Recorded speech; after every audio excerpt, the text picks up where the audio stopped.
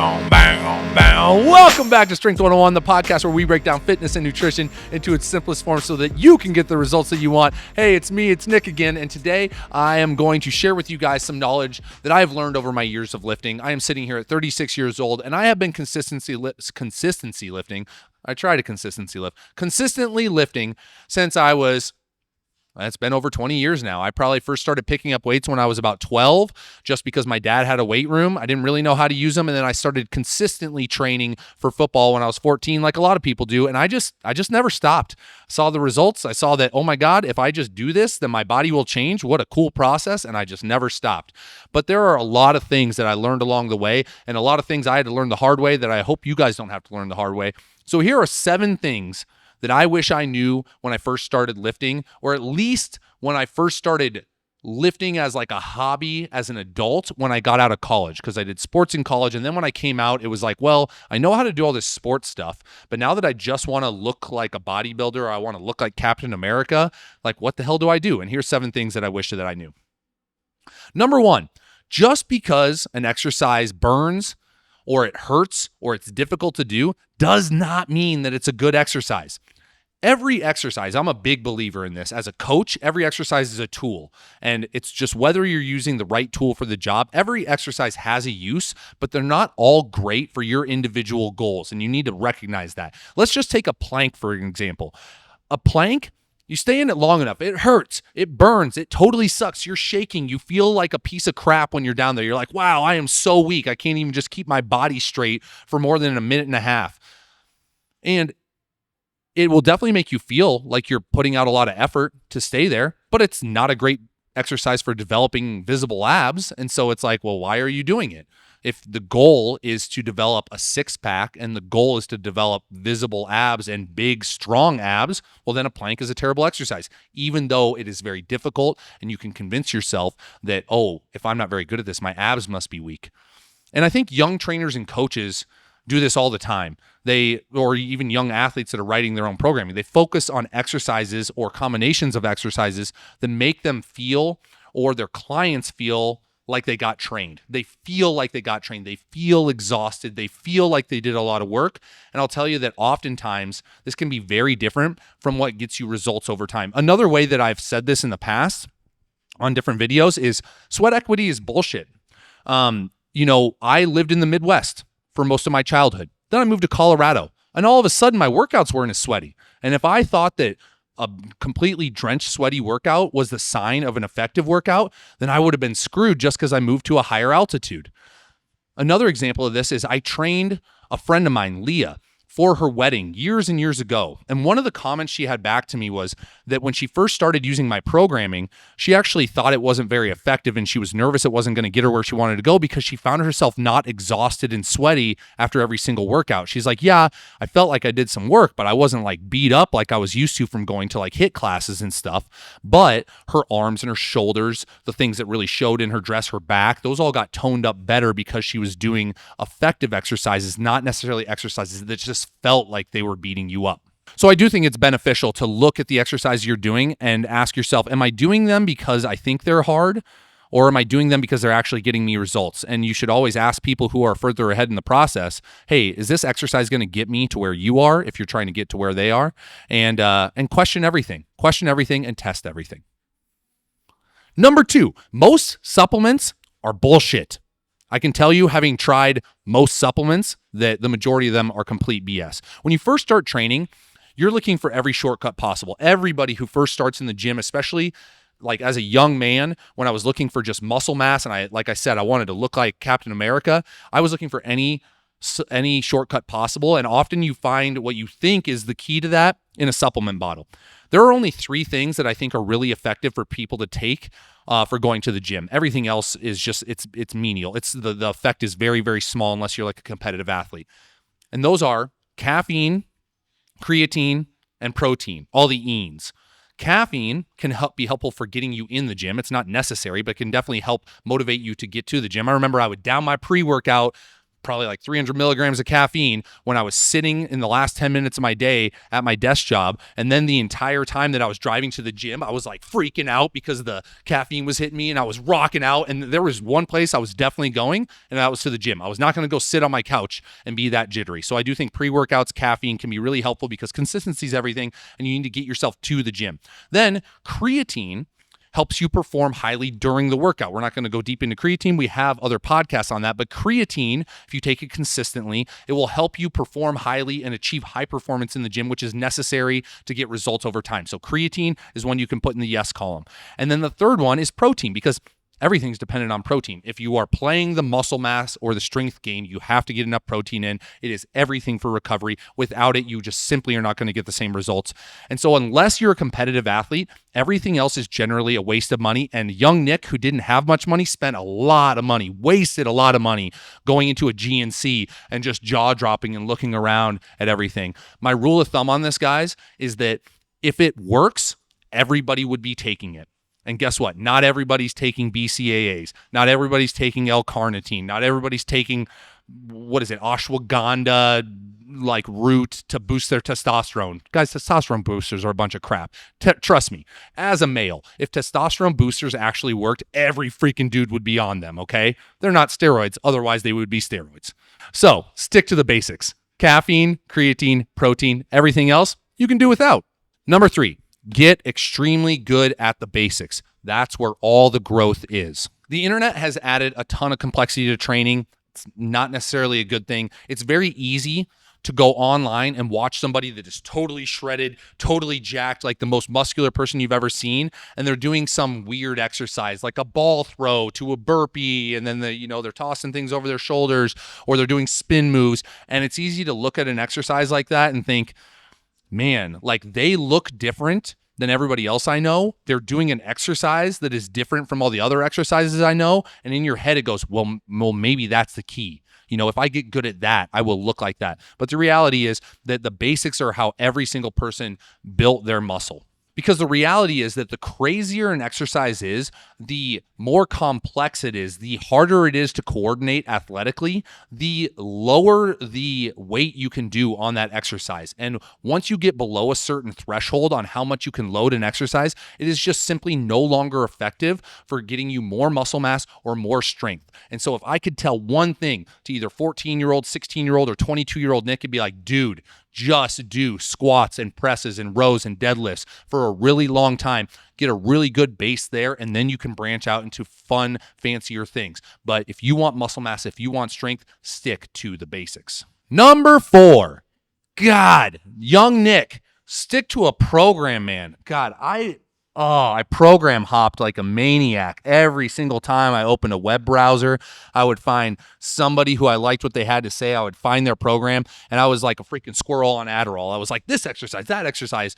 And I think I always wanted to know more, and I always assumed that there was some type of secret out there, some secret sauce, some secret exercise that I had yet to discover. And so I always wanted to try it and see if that was the answer to my the solution to my problems. Or especially when I was trying to rehab from injuries, like sometimes I would see an exercise and I'd be like, oh, I bet that's it. I bet it's that muscle that's weak. And if I just do that exercise, it's going to fix everything. It's going to fix everything. But it just wasn't the case.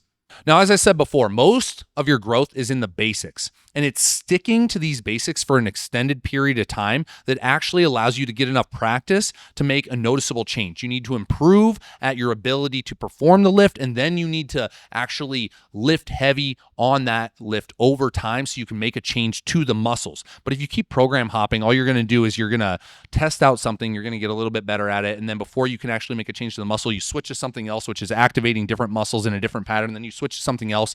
And yeah, it's fun to a certain extent, but what's more fun is being jacked and strong, the actual original goal you had. And so you definitely want to stick to a program for an extended period of time. Now, that I would say is a minimum of 4 weeks. That's what we do in our gym. When I train people now, we stick to a program for 4 weeks. It allows us to get enough consistent practice on something to make a market improvement, and then we can switch it up so we don't get bored. For you, that could be 8 weeks, could be 12 weeks. Some people, they don't care what they do. They just want the results, and a 12-week program can be really effective for them. But I'll tell you that program hopping will make you so frustrated with your lack of results. I did it. I'm here to tell you, don't do it so you don't go through the same frustrations that I did. Number 5, you must eat to grow. Fundamental law of thermodynamics, guys. Energy is neither created nor destroyed. It is simply transferred. And so in order to grow more muscle, in order to build more tissue, in order to build more contractile units so that you get stronger, you have to give your body something in order to grow from. It's just like an artist, a sculptor. He wants to make this amazing, large, Michelangelo's David type of sculpture, and he has this much clay. Well, he needs more freaking clay, or else you can't make a bigger statue. It's the same thing with your body. Now, what that means for you is, if you're somebody who is honestly overweight, you have excess fat stores, and you start training, yes, your body can break down some of those fat stores, and it can transfer those to growing new muscle tissue. But if you eventually get to the point, if you were like me, I was always a skinny guy. I know, humble brag. Oh, I can eat whatever I want and I don't put on fat. I'm sick of hearing it. But it's like, that's the reality situation. There's a lot of people that were in my situation where they're hard gainers. It's really hard for them to put on muscle mass, and they were stick thin, and they don't want to be stick thin anymore. You must eat to grow, because your body cannot create something out of nothing. This is also why when people say, well, my medication made me put on weight. Well, no, it didn't. You can't grow muscle out of water, guys. You had to eat something to get that weight on you. So let's say you're somebody that you're either naturally thin, or you've been on your lifting journey for a while. You went through the necessary process of weight loss, so you got cut down, and now your goal is just to stack on more muscle. Guys, I can tell you, the periods of my life where I put on the most muscle mass is when I just ate and ate and ate continuously. I've also gone through these massive periods where I just have not been eating enough. As a business owner, I've owned this gym for the last 3 years. It has been the most stressful period of my life in a way that I've absolutely loved and I would never give up, but it has been the most stressful period of my life, and I have not eaten. My staff knows this. The running joke is I never eat, and I don't. And I binge eat at night as much as I can, but it's really hard to get the amount of food in necessary. And over that course of time, I have been able to increase strength. I have been able to put on some muscle mass, but I can guarantee that if I had actually been eating excess amount of calories that whole time, then man, would I be a different size than I am right now. I know that I need to eat more, and I have tested this out, and I still don't do it. So if you want to learn anything about growing muscle, I got to tell you, eat. The best time when I grew muscle, I was working in an office, and I was just eating every 2 hours. Every time everybody else went to go get a cup of coffee, I went and got oatmeal and peanut butter, and I just ate and ate and ate. And it took a long time. The scale, even though I was eating 5,000 calories a day, it would stay at the same weight for 3 weeks, and then all of a sudden it would pop up 5 pounds, and it was like I achieved a new level. But you have to push it. Just like somebody has to eat in a deficit, and they have to allow themselves to eat less and less and less before their weight truly drops permanently. Same thing when you're going the other way. You got to eat, and suddenly your body will say, okay, I got enough fuel now that I can actually stack muscle on this body without risking starvation. So in short, it's super fun to be cut, guys. But if you want to maximize muscle mass, you have to eat in excess for a very long period of time. Number 6, perform every single set like it's your last. Okay, this is a mentality to get to the intensity that is necessary to actually grow muscle and get stronger. Something we say in the gym all the time is every single set is an opportunity to send a message to the muscle that it's not big enough, it's not strong enough, and it needs to grow. And once you switch over to that mentality, you guarantee yourself an efficient training session. When I was younger, I didn't see it that way. Honestly, I would walk into the gym, and if I had 3 sets of bench press, when the first one, and if it was 3 sets of 10, on the first set, I would do 10 reps, and probably it was easy enough that I could have done 15. And I would argue that I did not send the signal to the muscle that it needed to grow.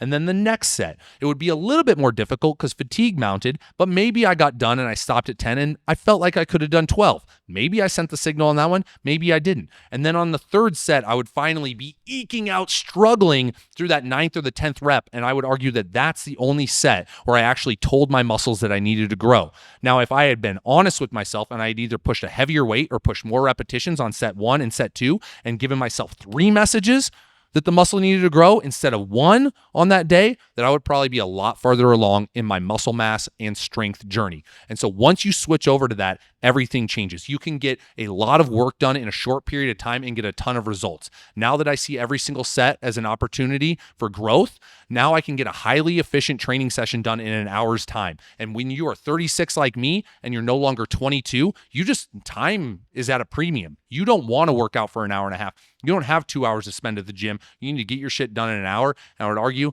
that you're actually getting a much more effective training session if you try to keep it under 60 minutes. So every single set is an opportunity to send a message to that muscle. So every single set, you should try to get as close to failure as possible, either by pushing heavy weights or pushing as many reps as possible on the weight that you have. And last but not least, definitely not least, probably the most important one, number 7, you'll get there eventually. Hey, young Nick, you're going to get there. It'll take way longer than you think it's going to take, but you will eventually get there. I can tell you if young Nick, whether that's 22-year-old or 14-year-old Nick, saw my body now, he'd be freaking psyched. He'd be ecstatic, because all I cared about when I was younger, especially once I got out of sports, is I just wanted to look like Captain America one day. And I had no idea how to get there. Because when I popped out of college, my legs were really strong because I was in track and I was a high jumper, but my upper body looked like I was a 12-year-old boy. And when I got done with sports, I remember I tested myself on pull-ups, and I could not do 3 bodyweight pull-ups. Now I can do a hell of a lot of bodyweight pull-ups. I have a lot more muscle mass on my body, but that was over 10 years ago now. That was 14 years ago when I got done with college and I could only do those 3 pull-ups. And it's been a good 10 plus years of consistent lifting to get there, because what we always underestimate is, like any valued goal in life, it takes a lot more hard work and a lot more consistency than you think. And as young lifters or as beginner lifters, we always underestimate the amount of practice, the amount of volume, and the amount of consistency it's going to take to achieve something. And the more valuable something is to achieve, usually the harder and longer it takes. That's why it's valuable. That's where the inherent value is, because it's difficult, less people do it. And because less people do it, it's seen as more valuable because it's not easy. And so you have to get on board with the fact that, frankly, it's going to take you 10 years of consistent lifting to get the body that you actually want. And that's okay, because what else you got? You got time, and it's like an hour a day or 1 hour a day, 3 times a week. And if you just keep pounding, you will get there eventually. Now, it seems like a long time. And I'll tell you, there's going to be seasons to your training. Sometimes you're going to train really hard. You're going to be really focused. Sometimes you're going to feel lazy. Sometimes you'll be really focused on improving one skill. And sometimes you're just going to go into the gym and you're just going to move around and sweat it out a little bit. But if you just keep going, eventually you're going to get where you want to go. That's the unfortunate truth, is that if you want to be bigger, stronger, and more aesthetically pleasing than most people, then there's only one non-drug way to get there, and that's massive consistency for 10 years. But I can promise you, it's worth it. Young Nick, it's freaking worth it, and I'm glad you didn't stop. And I hope if you're listening to this too, that you also don't stop. Guys, that's 7 things that I wish I knew when I started lifting. If I do a quick recap right now, I'll say, just because an exercise burns and hurts does not mean it's a good exercise. Challenge yourself on thinking, is this exercise actually giving me the results that I want? Number 2, most supplements are bullshit. Stick to the ENs, caffeine, creatine, protein. Everything else is a waste of money. Number 3, get extremely good at the basics. Squats, deads, presses, rows. Stick to that. That's where most of the growth is. The fancier an exercise is, usually the worse it is at putting muscle mass on you. Number 4, stick to a program. Give yourself some consistency in your life. Get better at things over time. Practice them consistently over the course of a month or 2 months. Don't program hop. It's really fun to be the squirrel on Adderall, but just don't do it, because you're going to limit your growth. And while you're doing all those consistent habits, you must eat. Your body cannot create something out of nothing. You have to give it enough fuel. You have to give it food in order to create new tissue. So if your goal is muscle mass, if your goal is max strength, you got to freaking eat. Number 6, perform each set like it's your last. Every single set is an opportunity to send that message to the muscle. Do it. Make every single set count, and your results will be way faster. And last but not least, number 7, you will get there eventually. It's way more work than you think, but it's totally worth it. Keep trucking, and you're going to get the body you always dreamed of. Guys, if this was useful to you, find all of our other information at Strength 101 on all the platforms. We're on YouTube, we're on TikTok, Facebook, Instagram. Go find us, DM me, or if you're listening to this and you're in our gym, come tell me that something was valuable, because that just lights my fire so that I can do more of this, so I can teach more, because damn, I've been lifting for a long time now. There's a lot of things I had to learn the hard way. I'm hoping that you don't have to learn the hard way too. That was Strength 101. Peace out.